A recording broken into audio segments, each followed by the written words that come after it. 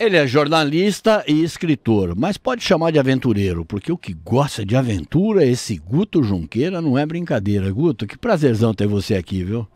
O prazer é meu, Zé. A gente se conhece já há tanto tempo, acho que são 30 anos, né? E por aí. A gente acaba se encontrando aí em alguns eventos sociais, conversando, e para mim é um prazer muito grande conversar com você aqui, né? Para o seu público fiel, para falar um pouco do que eu acho interessante dessa minha existência ainda tão, né, em construção e que tão cheia de dúvidas, mas que a gente precisa botar emoção para fazer algum sentido. Como é que você consegue conciliar isso, Guto? O jornalismo ele exige em alguns momentos, a escritura, né, quando você está lá escrevendo, exige em alguns momentos uma solidão, né? Você, por exemplo, quando você se traveste de escritor, você tem um livro homenageando o seu irmão, é o ato de isolamento completo, né?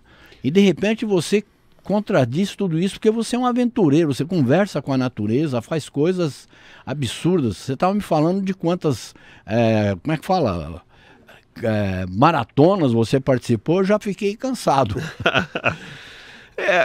Olha, hoje em dia eu tô com 55 anos, né, Zé? Eu acho que cada fase da vida, ela te ensina, né, a entender um pouco mais sobre você, nessa busca que a gente tem pelo autoconhecimento. E hoje em dia eu analiso bastante esse meu passado, o que faz sentido para mim. Às vezes eu me pergunto até quando que eu vou ter vontade, né, que seria uma chama interior de realizar coisas que fazem algum sentido, né? Eu acho que hoje em dia eu venho caminhando um pouco mais um pouco pro lado da filosofia dessa atividade, né? Porque, claro, chegar no topo de uma montanha, no final de uma prova, é uma coisa que te dá um prazer, mas eu tentei entender um pouco mais como é que esse processo se dá dentro da cabeça das pessoas. E eu acabei entendendo que isso se transformou quase que em algo metafísico ou religioso para mim, né? Eu entendi que a minha religião passou a ser essa experiência de aproximação com a natureza, né? Com a natureza selvagem, que eu acho que é onde o divino se manifesta, né? Hoje em dia, quando alguém pergunta qual é a minha religião, eu falo que eu acredito em Pachamama. Pachamama, a Mãe Terra, porque ela é tão sublime, né? Em todas as suas manifestações, e para mim o ritual é me aproximar desses locais mais isolados, mais remotos, onde você consegue enxergar a grandeza do universo, e quando a gente enxerga para o universo, a gente enxerga para dentro da gente.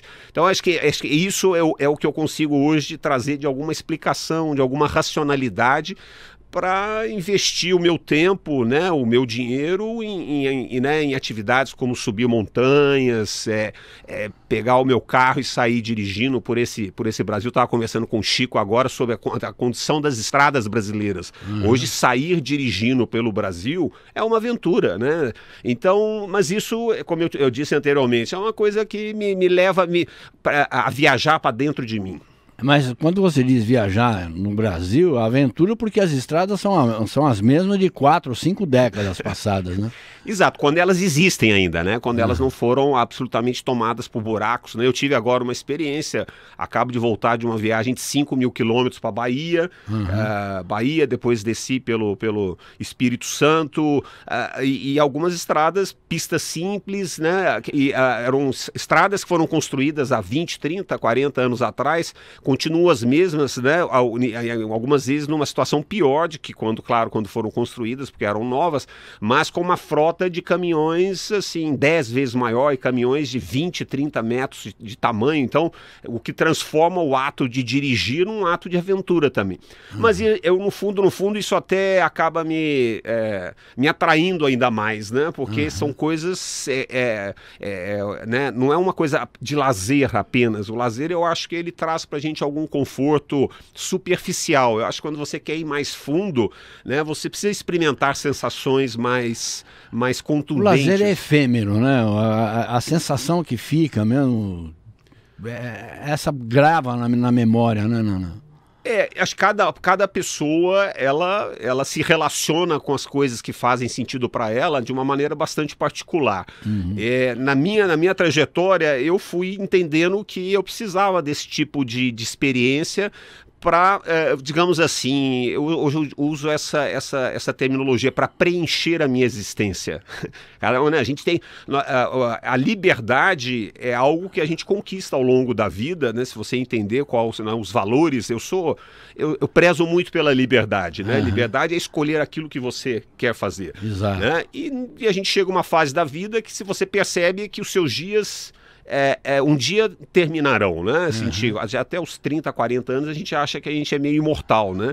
Depois dos 50 a gente já considera que você olha para trás e fala, puxa vida, né? Em termos numéricos eu já vivi mais do que eu tenho pela frente. Então isso nos coloca uma responsabilidade de escolher aquilo que faz sentido para você. E no meu caso, eu preciso desse tipo de experiência para me preencher, para eu conseguir acordar. Como é que você faz essas escolhas? É um pouco um conjunto, assim, eu costumo dizer que a gente tem hoje, a gente vive o presente, a única coisa que nós temos, Zé, é o presente, só que o presente é dividido em 3. É o presente passado, é a sua memória, aquilo que você resgata para as coisas que você está vivendo naquele momento. A memória afetiva mesmo. A memória afetiva, mas também a memória intelectual, né? Os livros que você leu, as viagens que você fez, as pessoas que você conheceu, o que você fez trabalhando na vida, o que você construiu, né? Mas a gente não vive do passado, né? O passado nos ajuda a ter uma direção para o futuro, mas o que nós temos nesse exato momento é essa nossa conversa. Né? Daqui a 1 minuto eu posso nem estar mais aqui, né? Mas a gente tem que ter o presente futuro, que é a expectativa que você tem para as coisas que vão acontecer. Eu sou uma pessoa naturalmente ansiosa e eu tenho trabalhado isso de alguma maneira que nós não temos o controle do que vai acontecer com a gente. E isso me angustiava muito. Eu queria planejar as coisas de uma maneira que eu soubesse tudo que iria acontecer comigo. E hoje eu percebo que não dá. Você tem que ter os seus princípios, adotar uma direção, né, e ir fazendo os ajustes de acordo com que as coisas vão acontecendo para você. Então, como é que hoje eu me coloco, né? Eu conquistei hoje uma certa liberdade profissional para fazer as coisas que me dão mais prazer, e eu considero as experiências de viagem um investimento. Então, ao invés de pegar aquele dinheiro e colocar numa aplicação bancária e olhar aquilo e falar, olha que bacana, eu tenho aquele dinheiro, eu prefiro investir essa quantia nas minhas viagens, que não são viagens baratas, mas também não são viagens caras. Eu, por exemplo, não preciso ficar em hotéis ou em locais caros, eu tenho amigos pelo mundo. Então, as minhas viagens hoje, elas são muito baseadas, por exemplo, em locais onde eu tenho pessoas que eu conheço e posso ficar na casa delas, né? É a maneira que eu me relaciono socialmente. Então, por exemplo, vou para a Chapada dos Veadeiros, né, em Alto Paraíso, Goiás, um lugar que eu já fui algumas vezes, me sinto em casa lá, vou voltar, tenho amigos, quando vou lá, fico na casa de amigos. Tenho lá o Dado, tenho lá o André Dibi, que é um fotógrafo muito conhecido, que mora lá. Vou para a Bahia, tenho meu amigo Alexandre Caldo, acabei de ficar 2 semanas na casa dele. Né? Vou para a Inglaterra no final do ano, aí tem a minha irmã que mora lá. Então essa é uma maneira que eu tenho. Você está falando que você vai agora?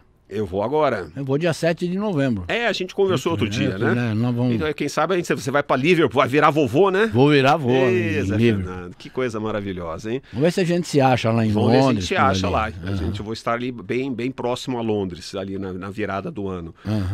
Então, isso... por que eu faço isso, Zé? Eu acho que essas experiências fazem sentido para mim.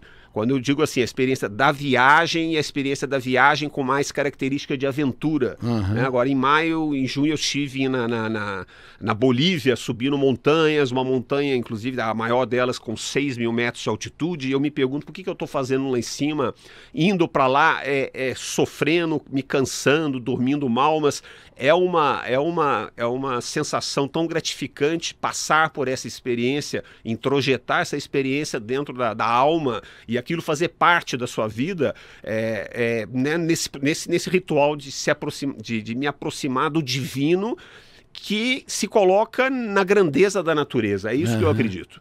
Então, são essas coisas que vêm fazendo mais sentido para mim e eu procuro conciliar, quer dizer, a minha vida aqui em Ribeirão Preto com o meu trabalho, que me permite hoje atuar remotamente, o que me facilitou enormemente também essa minha vida aí né, nômade, itinerante, e escolher os locais que fazem sentido. Eu vou descobrindo coisas do Brasil e também de outros países, né, que são impressionantes. E eu falo, eu quero ir para esse lugar. Eu planejo, né, leio a respeito, vou para lá. Eu gosto muito, assim, a literatura é uma coisa que sempre me influenciou muito. A literatura de aventura, né? Eu lembro, na verdade, assim, conversando, lembrando da minha infância, né? A gente está na Semana da Criança, é a criança que existe dentro de nós. Eu consigo lembrar, sentir a sensação, o prazer que eu tinha lendo os 12 Trabalhos de Hércules, de Monteiro Lobato, quando eu tinha 7, 8 anos, e aquilo para mim me fascinava de uma maneira, aquilo me capturou e me trouxe e norteou a minha existência.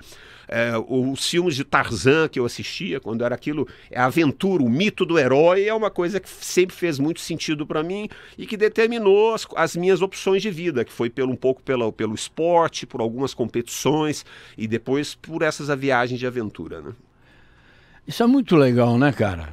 Você participou de 8, né? Você estava me dizendo? 8 maratonas. A maratona é uma prova de 42 quilômetros, mas assim, por que 42 quilômetros? A gente precisa voltar lá para a história da Grécia, a batalha de Maratona, né? O herói que correu 42 quilômetros para chegar e dizer vencemos. Então, aquilo sempre fez muito sentido para mim. Aliás, acho que é uma outra coisa que eu gostaria de enfatizar. A história hoje, ela tem eu preciso até me preocupar e falar para mim, calma, o passado já foi. Você não pode querer viver no passado. A minha série especial da infância era o Túnel do Tempo. Eu sempre adorei viajar na história. Então, hoje eu viajo assim, por exemplo, eu estou voltando de uma viagem que fiz para o litoral, fui para Ubatuba e lá tem o José de Anchieta, viveu lá e eu falei, eu preciso ir lá ver no Marco do Iperuígue. O Marco do Iperuígue tem uma estátua do José de Anchieta e lá ele esteve em 1562, 1563, negociando com os indígenas, né, uma paz com os portugueses. E ele escreveu um famoso poema dele, dedicado à Virgem Maria, escreveu na areia. Então aquilo faz sentido para mim, estar na praia, mas estar na praia onde o José de Anchieta pisou, né? Aí, saindo de lá, voltando, parei em São Luís Paraitinga. É a terra de Oswaldo Cruz. Então, mas eu fui lá, vi a estátua dele, eu não sabia, visitei a casa dele, vi onde ele nasceu. Ele nasceu em 1872, que é o mesmo ano de criação de Poste Caldas, que é a cidade da minha família. Então a minha cabeça funciona assim. Aí eu já faço um post no Instagram, né, contando um pouco a história de Oswaldo Cruz, que na verdade, uma figura emblemática da vacinação. E a vacinação foi algo tão importante agora na nossa história, no período da pandemia, e a minha cabeça fica fervilhando dessa maneira. Então eu estou viajando, aprendendo, viajando na história, e isso é que faz sentido para mim nessa parte mais histórica. E aí tem essa parte da aventura, que se você pegar assim, a história da conquista dos polos, né, principalmente da Antártida, aquilo me fascinava de uma tal maneira. Pegar a história, por exemplo, do Scott e do Shackleton, né, como é que eles conseguiram chegar na Antártida e fizeram uma corrida, né, junto com o Roald Amundsen, que é o norueguês, que foi o primeiro a pisar no Polo Sul ali no final do ano de 1910. Eu li aquelas páginas e falei, eu preciso fazer isso. Eu preciso sentir um pouco disso. É o ser humano buscando respostas. Por que faz uma pessoa sair para uma viagem de 2, 3 anos para enfrentar temperaturas de menos 50 graus para pisar onde o homem nunca esteve? Então é isso que me fascinava, né? E aí em 2019 eu fui para a Antártida, né? Peguei um veleiro lá em Ushuaia, na Argentina, atravessei o Drake, né? Que é um dos mares mais complexos do mundo, é o encontro do Atlântico com o Pacífico, dentro de um veleiro, passando uma experiência como essa de confinamento dentro de uma embarcação, para chegar e ver aquilo que os meus heróis fizeram há 100 anos atrás. Foi uma viagem tranquila, hein? Foi uma viagem, foi mais que uma viagem, foi uma experiência profunda. né? Eu gosto muito do mar, mas eu não sou um navegador. Então eu entrei num veleiro, eram 10 pessoas dentro do veleiro, o capitão te coloca para trabalhar, apesar de você estar pagando por aquela viagem, você fica lá olhando em turnos, né, para saber se você não vai, a sua embarcação não vai se chocar com um iceberg. Né? Aí a gente volta pro Titanic, né? Que essa história tão tranquila não foi. Ela foi enriquecedora, ela foi arrebatadora. Mas esse é o valor da aventura. É isso, né? Que vale para mim, né? Então, assim, é isso que me faz sentido, é isso que preenche. Isso não dá para mensurar com valores, né? Com preços. É aquilo que você falou. É caro, não é barato. É barato? Também não é barato, mas vale a pena, porque é aquilo que para mim faz algum sentido, exato, né? Exato. Eu questiono um pouco essa, assim, será que o meu estilo de vida eu preciso vendê-lo, virar às vezes até um guru da autoajuda e falar para as pessoas buscarem isso? Não, isso fez sentido para mim, né? Eu não sei se né, para outras pessoas, quantas pessoas olham para mim e dão risada da minha cara, falam, pô, mas você está gastando seu dinheiro em vez de você ir para uma praia, para um hotel, para um resort, você vai lá passar frio, correndo risco de vida, ser um idiota. Em outras palavras, né? Só que para mim aquilo faz sentido e eu não quero vender isso como um projeto de sucesso, né? Você está dizendo que eu falo, puxa, um cara que nem o Zé Fernando, um cara que viaja, lê, você falando assim que você admira esse tipo de estilo de vida, né? Mas a gente tem, acho que a tendência de admirar o estilo de vida dos outros, né? Isso é incrível. Também eu olho o que eu faço às vezes, falo, mas isso é coisa... Eu tenho até vergonha às vezes de algumas coisas que eu faço, por que eu tô fazendo? Aí eu olho o outro e falo, eu queria ser que nem ele, eu queria tá lendo, eu queria estar sei lá, com o meu programa, eu queria sei lá, ganho mais dinheiro, mas para mim não, para mim o que fez sentido foi isso.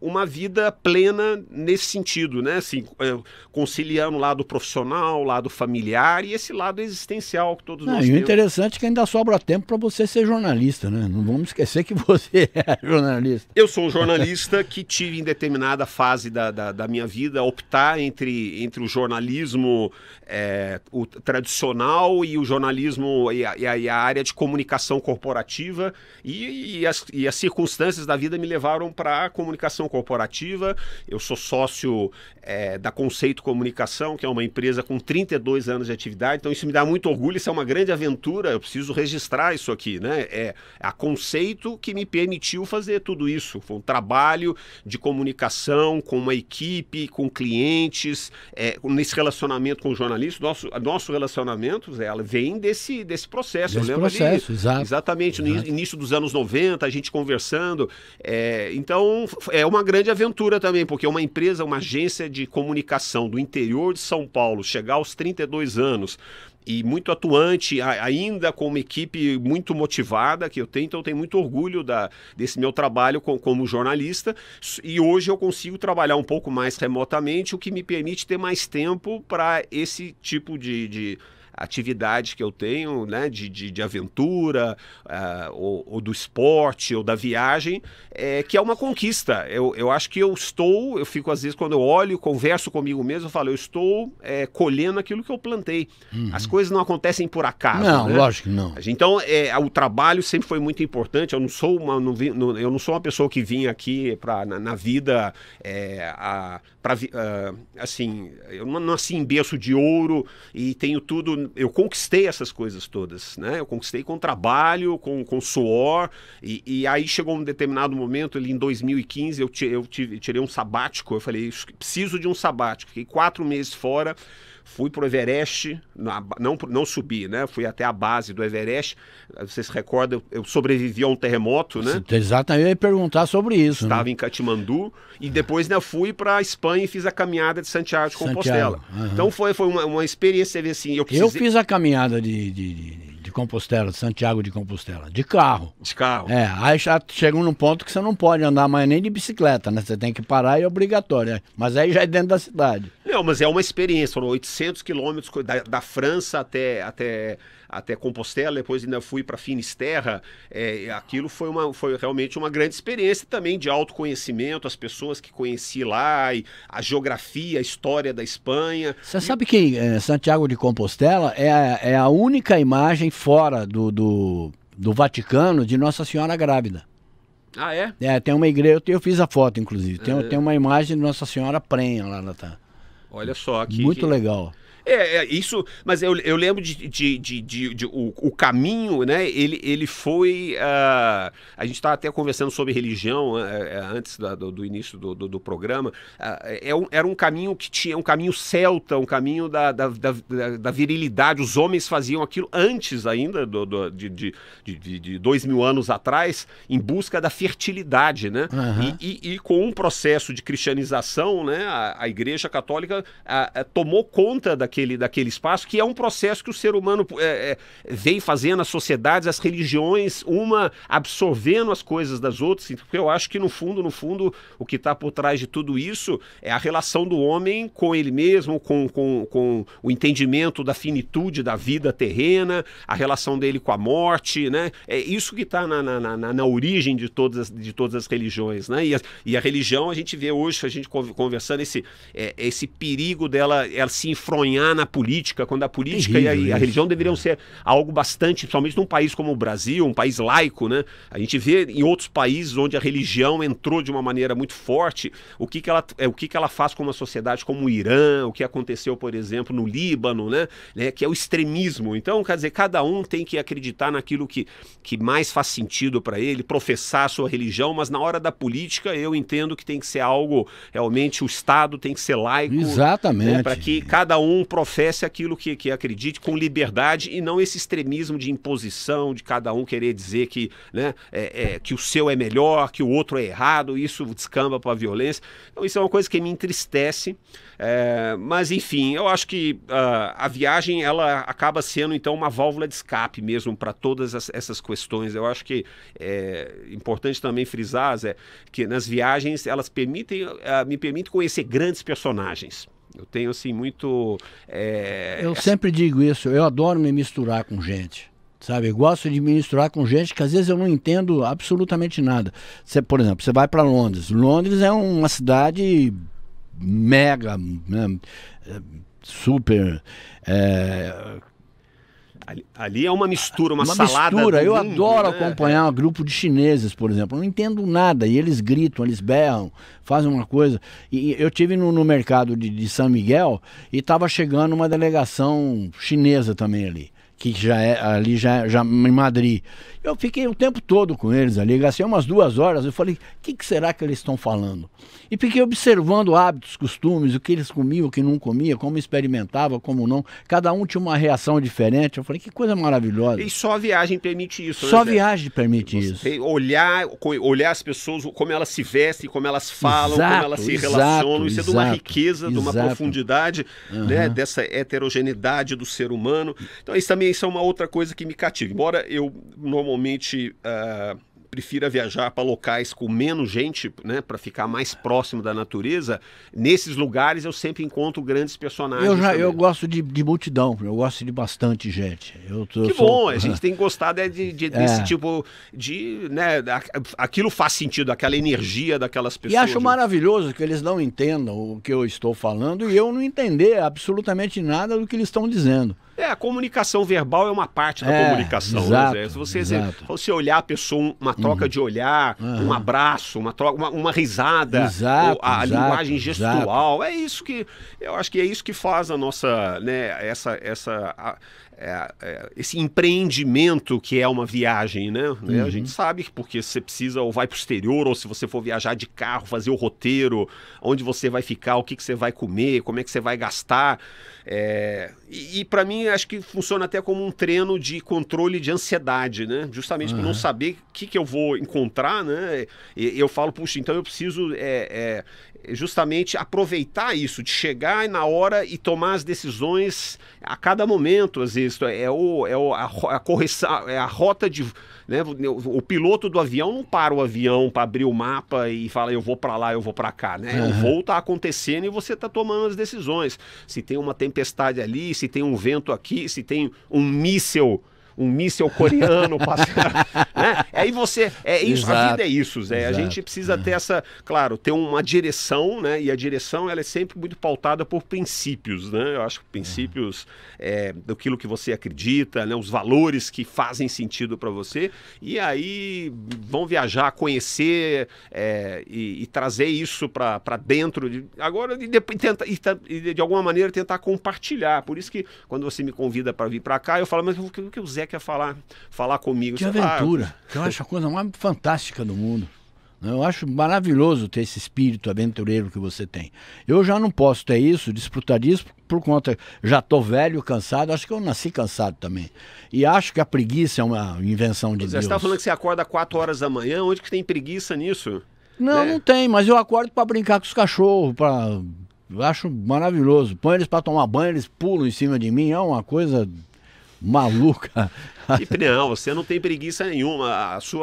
Claramente, a sua aventura é outra. Eu lembro você, as suas crônicas falando de Portugal. Você tem a gente é parecido em algumas coisas. Essa viagem na história, ir para um local, ir para um castelo, ir para um local e aí estudar sobre aquilo, ler um livro sobre aquilo, trazer a literatura para a viagem. Isso faz muito sentido para mim. Outro dia, por exemplo, olha só como as coisas funcionam para mim. Vou lá em São Paulo, passei em São Paulo, né? Minha família tem um apartamento lá no Jardim, aí eu passo na Alameda Casa Branca, altura do número 700, 800, onde o Marighella foi morto naquela 4 de novembro de 1969, aquela tocaia armada pelo Fleury e pelo Dops. Eu passo para lá, aquilo faz sentido, eu consigo imaginar o Marighella subindo a rua, entrando no Fusca lá dos dominicanos. Aí no dia seguinte eu fui para Ilhabela e na Ilhabela eu peguei e passei em frente ao cais onde o Fleury morreu. Supostamente afogado. Uma morte que até hoje não foi devidamente tem cheiro de queima de arquivo. Então, agora, eu li livros, então para mim faz sentido isso, estar onde pessoas ou figuras da história, ou figuras da literatura, né? Como esse caso do Oswaldo Cruz, ou do padre. É isso que para mim faz sentido, né? Interagir com o seu passado, presentificando ele e não sei, tentando absorver tudo aquilo para que você dê a sua contribuição para um mundo melhor, no final das contas, né? A Flavinha, nós temos imagens aí, né? Eu vou colocar algumas imagens, infelizmente eu vou colocar elas de forma aleatória. Se puder falar em cima, fica legal. E só para quem chegou agora, quando a gente fala da morte do Fleury, não é o Fleury, ex-governador de São Paulo, que deve estar por aí andando, virou deputado federal, depois mais nem isso, é do delegado Fleury. Sérgio Paranhos Fleury, que foi um símbolo da UBAN, da tortura, do DOPS, da parte mais cruel e sanguinária da ditadura militar. Essa aí é o que é essas imagens que nós estamos vendo aí, deixa eu localizar as imagens que eu não estou vendo, cadê elas? Agora nós não estamos vendo nem nós, né? Esse aí, isso aí eu admiro um brasileiro que eu admiro muito, Sebastião Salgado. E ele fundou ali em Aimorés, na fronteira de Minas Gerais com o Espírito Santo. Ele comprou uma fazenda, quer dizer, a fazenda era da família dele, totalmente devastada, e ele reflorestou essa Sebastião Salgado, fotógrafo? Fotógrafo. E ele fundou o Instituto Terra, que promove a vida sustentável na bacia do Rio Doce. Rio Doce completamente, né, teve aquele problema daquele vazamento alguns anos atrás, que sujou todo o Rio Doce. É um rio lindíssimo, passei agora viajando por ele. E eles têm esse trabalho muito, assim, um dos principais do Brasil, de revitalização de matas ciliares e de todos os rios que abastecem, que formam a bacia do Rio Doce. E eu falei, eu quero conhecer esse projeto. Esse aí é o Peter, é um conhecido meu, holandês, que trabalha lá, liguei para ele, então passei na viagem, fiz o meu roteiro, passar por Aimorés para visitar o Instituto Terra. Porque isso para mim, assim, aquilo que eu falei de tentar transformar o mundo num lugar melhor, né? Eu aqui na área que a minha família tem aqui, o ano passado plantei 700 mudas para formar uma mata. Cada aqui na Cruzeiro? Aqui na Fazenda Cruzeiro, que você conhece. E me inspiro muito neles. É claro que o Sebastião Salgado tem um poder muito grande de fazer isso, porque ele é um fotógrafo um dos mais aclamados do mundo, tem um trabalho lindíssimo. Todas as exposições que ele faz, eu me emociono, né? Tive recentemente numa exposição dele sobre a Amazônia no Sesc lá em São Paulo, é de chorar, e é isso que a gente precisa fazer. Eu falei, eu preciso visitar o trabalho desse cara, e fui lá, visitei, passei uma manhã inteira e me inspiro para tentar fazer com o meu alcance algo parecido aqui, que é tentar plantar árvores na nossa região, aqui na Mogiana. Aí já é no meu caminho de volta, passando por Governador Valadares, é o Pico do Ibituruna, é um dos principais pontos de competições de asa, né, de parapente no mundo. Isso lá é uma pista, né? É uma rampa que eles falam, rampa de decolagem. Né? Lá embaixo você vê o Rio Doce, a cidade do Governador Valadares, que você sabe muito bem, é uma grande exportadora de mineiros, de brasileiros para os Estados Unidos, porque ela simbolizou uma cidade que teve alguma pujança econômica, depois a atividade econômica dela perdeu importância e os brasileiros que estavam lá se viam sem oportunidades e começaram a migrar para os Estados Unidos. Você tem toda essa questão dos coiotes, de travessia do deserto, e eles organizam essas viagens de lá, mas é uma região lindíssima. Aí já eu estou ali próximo também na região de cidade de Pancas, tá vendo? Isso são rochas de granito de até 700 metros de altura. Você escalou uma dessas? Eu estou escalando aí, olha só a inclinação dela. Essa aí é o Pico do Camelo, foi esse é um amigo meu que estava comigo, o Alexandre. Nós subimos essa pedra que tem aí uns 700, acho que é uns 550 metros de ascensão, e parte da ascensão se dá em pedras, rochas com cordas fixas. Então é uma aventura, como eu disse, que traz me alimenta a alma, fazer esse tipo de coisa, ir para um lugar desse, olhar lá de cima a região e conhecer a geografia e a história. Então, aí é um exemplo de 3 locais que eu consegui numa mesma viagem 550 fazer. Metros de paredão? Eu tô pensando num dia que eu entrei com o carro na garagem e esqueci que o portão é automático. E um vizinho tava me esperando ali. Eu falei, deixa eu só pôr o carro. Pus o carro para dentro, desliguei e saí. Fiquei sem chave de casa, sem nada. O muro de casa deve ter o quê? 3 metros de altura. Tive que chamar o bombeiro. Imagina, diante de um paredão de 550 metros, eu vou cavar um buraco para baixo. Mas isso é engraçado, eu me questiono, porque mas eu vejo invejo. Aquilo dá uma vontade de subir. Eu acho que às vezes é até aquilo que eu falei para você, ir mais alto, né? Ficar mais próximo do divino, né? No topo, lá de cima conseguir perceber toda a beleza que é esse planeta que a gente vive. Isso que acho que me motiva, porque eu também... Aí já é geleira, o que é?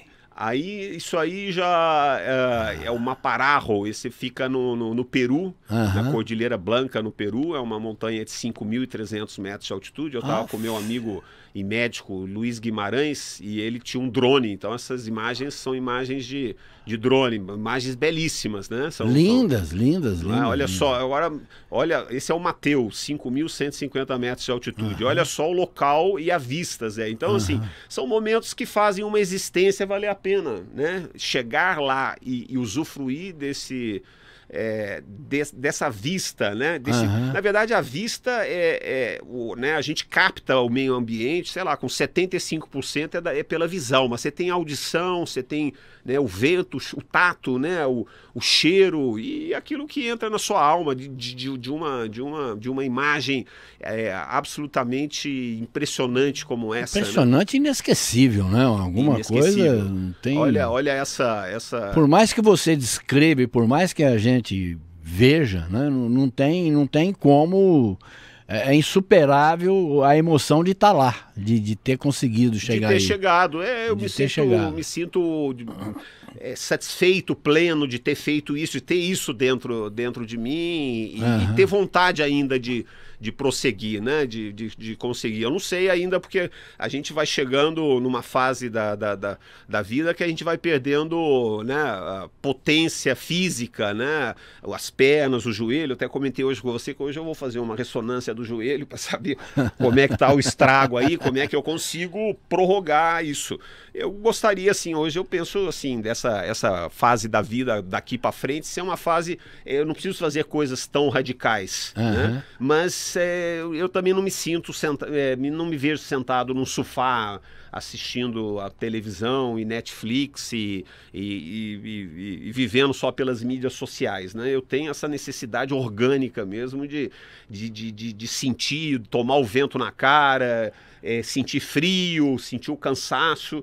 E eu acho que isso é uma característica, um projeto que eu vou manter. Eu já me vejo diante de uma televisão, sempre deito na rede, na área do quarto, na área externa do quarto, vendo televisão. Hã?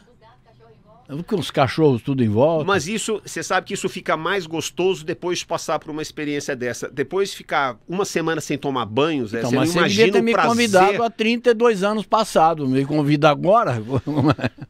Mas a gente, alguma coisa dá pra... Enfim, mas não é que isso seja uma coisa exclusiva. Eu tenho prazer e outras coisas fazem. Uma boa conversa, um bom vinho, uma rede também. Agora, claro. você falou que sofre de uma, como é que fala? De uma ansiedade? De uma ansiedade, coisa e tal. Você também é inquieto, né? Eu fui em Delfinópolis uma vez, de carro, e ó quem eu encontro andando de bicicleta, subindo rampa, fazendo escalada. A gente se encontrou lá uma vez, né? Foi. Aliás, o meu livro, na verdade, não era o que eu fiz em homenagem ao meu irmão foi um filme, né? É um filme que chama-se o Filme do Meu Irmão, né? Exato. Meu irmão morreu aos 17 anos, ele queria ser cineasta e eu recuperei imagens em Super 8 e vídeo, fiz um filme que está disponível aí no YouTube, quem quiser assistir, é só entrar no YouTube e colocar o Filme do Meu Irmão.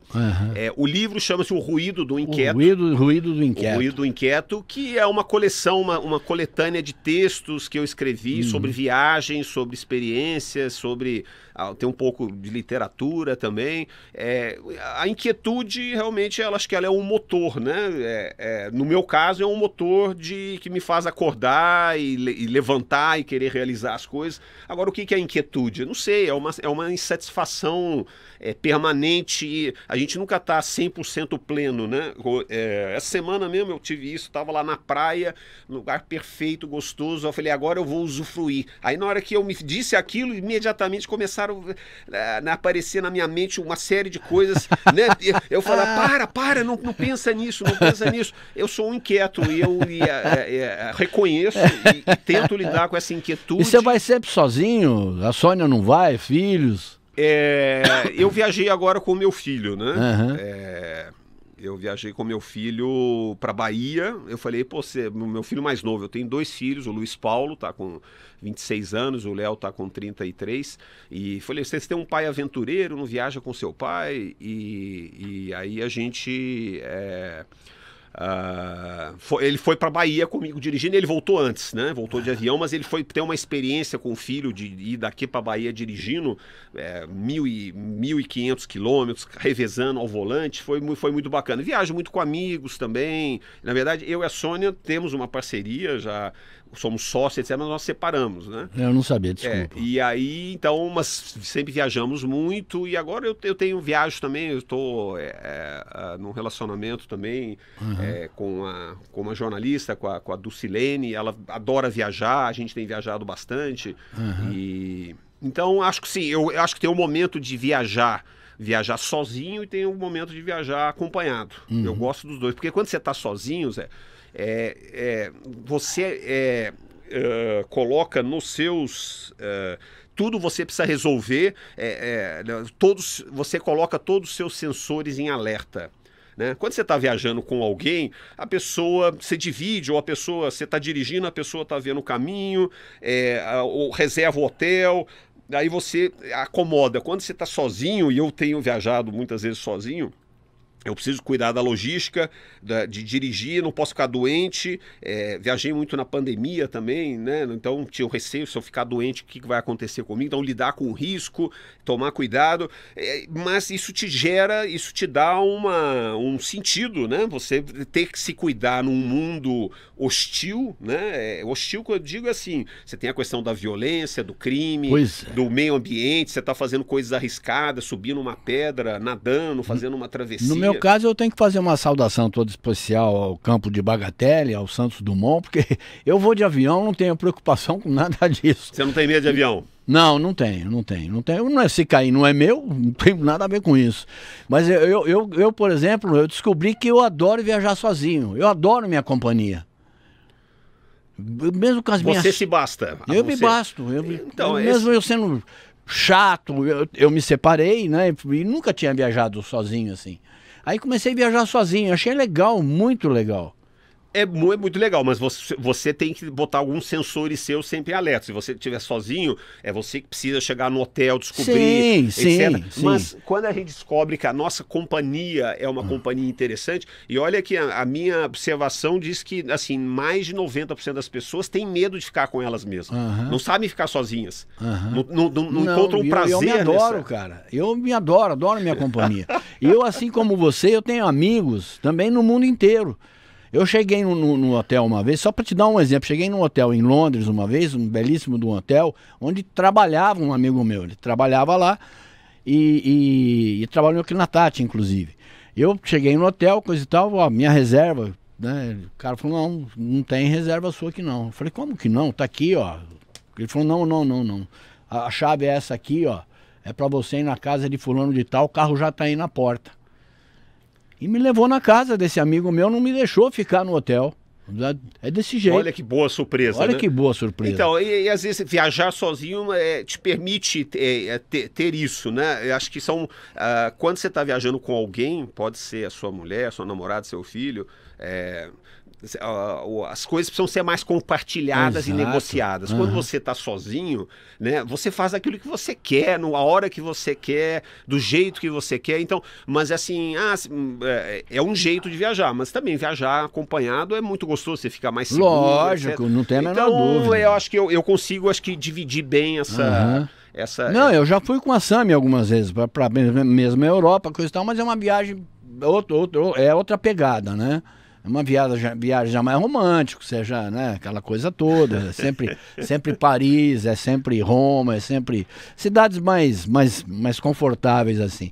Mas eu viajo sozinho quando eu vou para o interior de Portugal, por exemplo, caramba, é uma coisa magnífica. Fascinante, né? Fascinante. Aliás, até dá esperança para nós brasileiros. Muito. De um dia temos um país mais organizado, mais justo, menos desigual, né, Zé?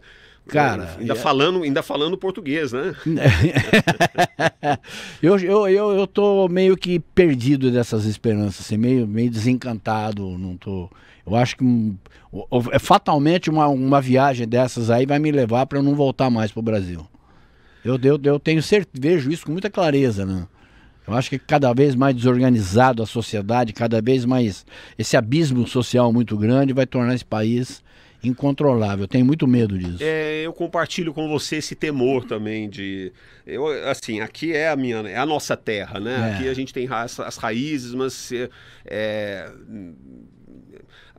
vejo com muita preocupação mesmo, né? O que aconteceu com a gente. Se a gente voltar ali 20, 30 anos, o Brasil no final dos anos 90, início dos anos 2000, que a gente falava assim, quando a gente estiver no ano 2020, esse país vai estar num outro patamar. Pô, Deus, a gente não é que a gente ficou parado, a gente voltou várias casas. Né? Muito. Nós tivemos um atraso de meio século ou um século, aí depende do que você olha ou não. A ciência perde espaço nesse país, é uma coisa inacreditável, né? Isso é incrível, né? Mas acho que de qualquer maneira, essas viagens, assim, pelo menos para o interior do Brasil, até fazendo um contraponto ao que você falou agora, essa quase desesperança, né? Essa desilusão, ao mesmo tempo a gente vê histórias tão bonitas de brasileiros, de superação, de locais que funcionam nesse imenso... O Brasil é composto por N Brasis, né?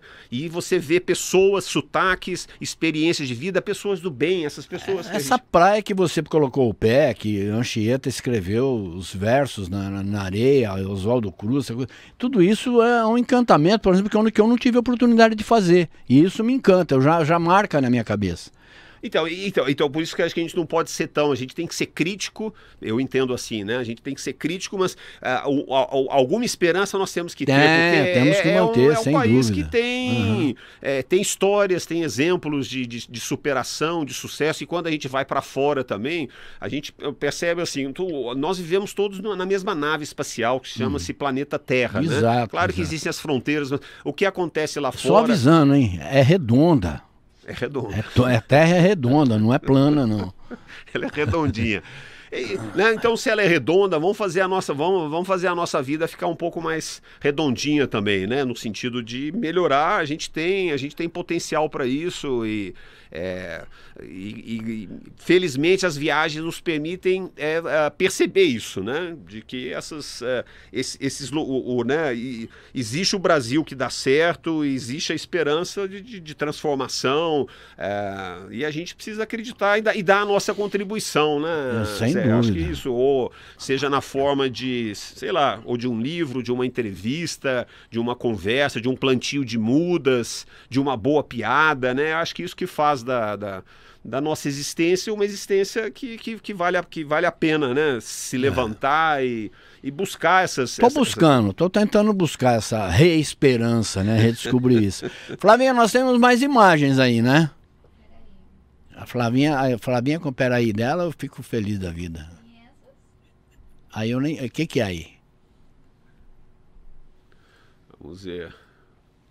essa é a mesma, essa viagem que eu fiz para o Peru. Essa é do Peru. É do Peru, ali, Cordilheira Blanca, Huaraz. Você voa para Lima, né, Zé? E depois de Lima você vai para Huaraz, mas Lima, você conhece Lima? Não. É uma cidade também impressionante, aliás, né? O Peru é um dos raros países que eu não conheço na América. Eu aproveito sempre essa parte da montanha, mas depois eu faço eu dedico pelo menos sempre alguns dias para essa parte histórica. Como é que foi escapar do terremoto, cara? Você estava dentro de uma loja? Eu estava numa loja em Katmandu, lá no Templo dos Macacos, né? Foi dia abril de 2015, eu tinha ido até a base do Everest, depois tinha subido uma montanha de 6.400 metros de altitude, o Island Peak, e voltei agora. Eu falei, agora eu vou me dedicar 2, 3 dias só para o turismo de Katmandu, que também é uma cidade de outro mundo, né? Né? Pela idade, pelos costumes, pela religião. E aí, nesse primeiro dia em Katmandu, que eu fui ao Templo dos Macacos, eu estava lá numa loja...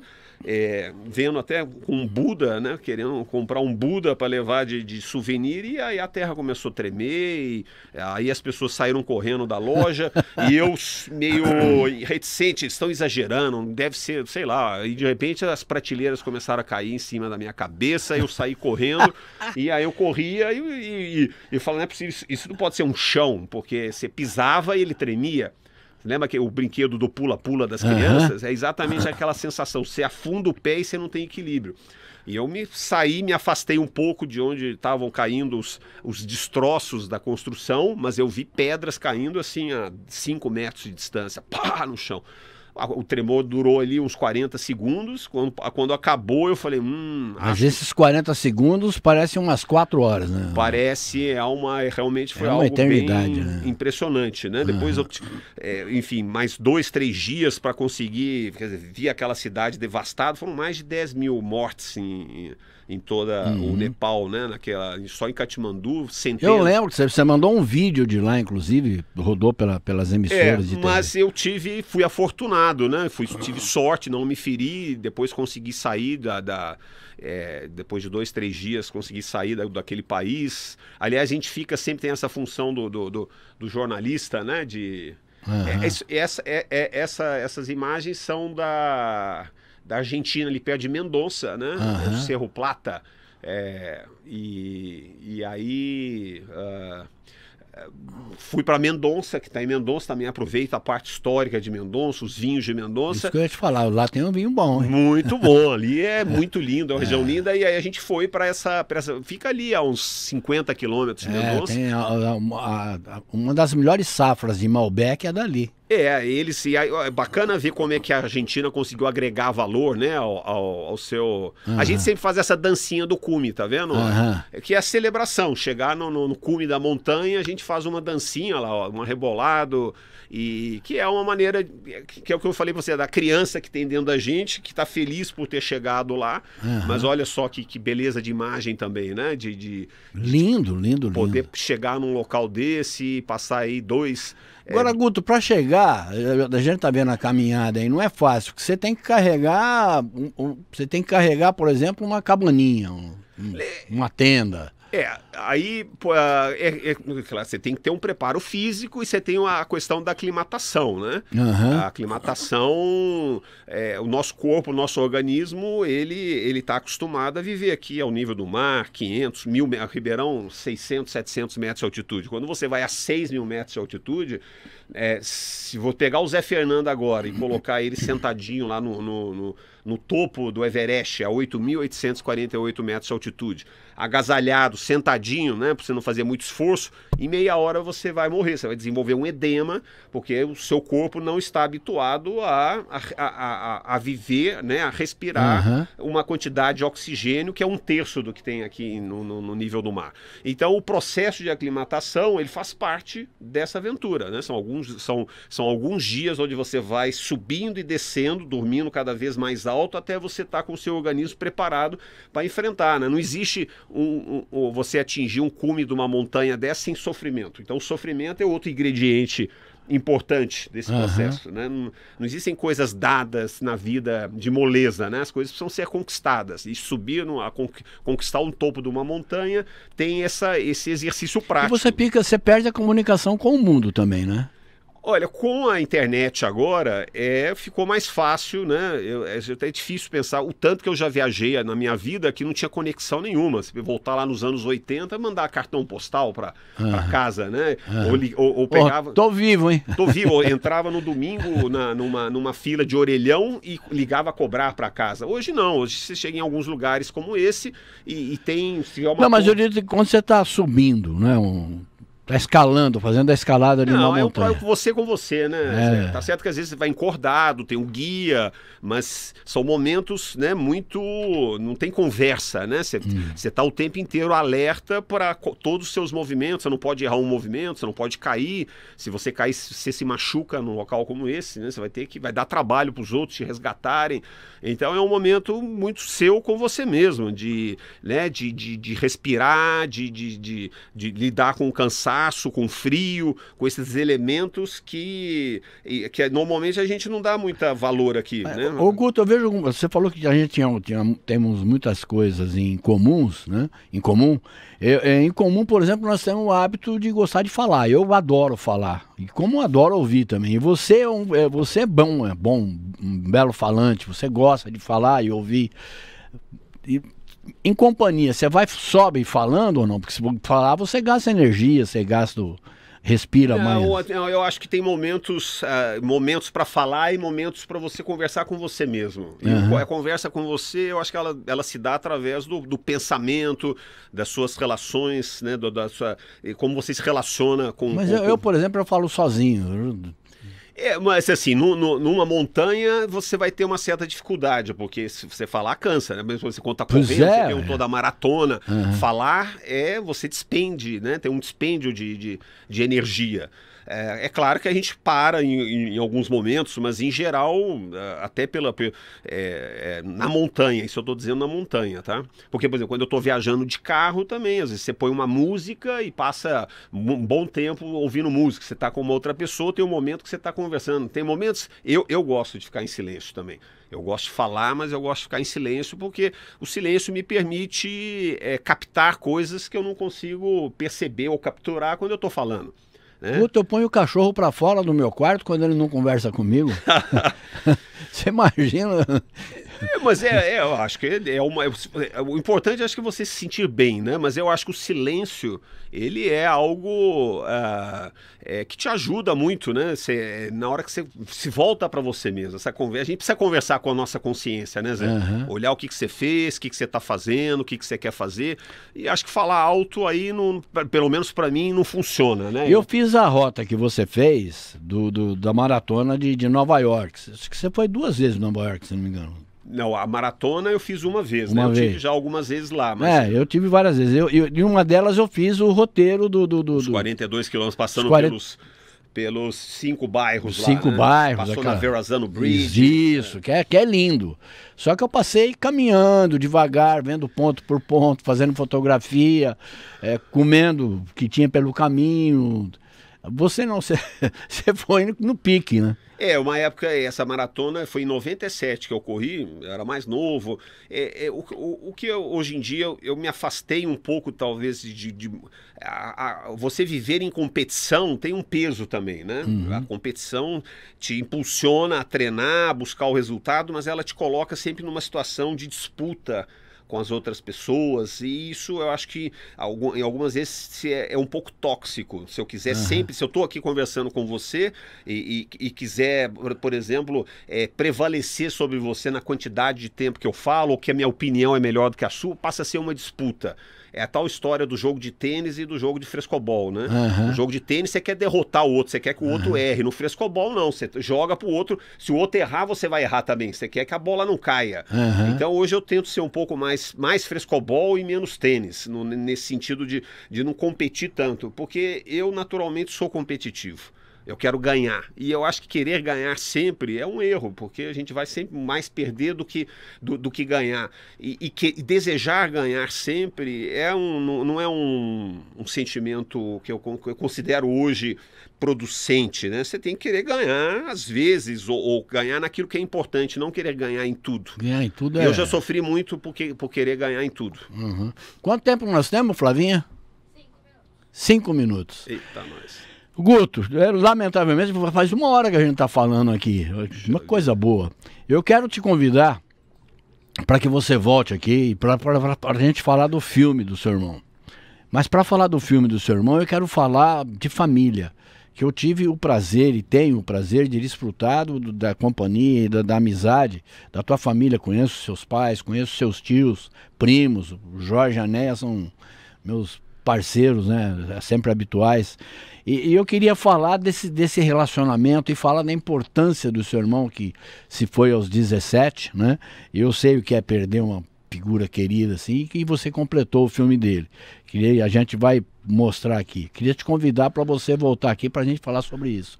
Porque você falou que há vários Brasis dentro de um mesmo Brasil, eu acho que há vários Gutos dentro de um mesmo Guto, né? Esse Guto jornalista, nós nem falamos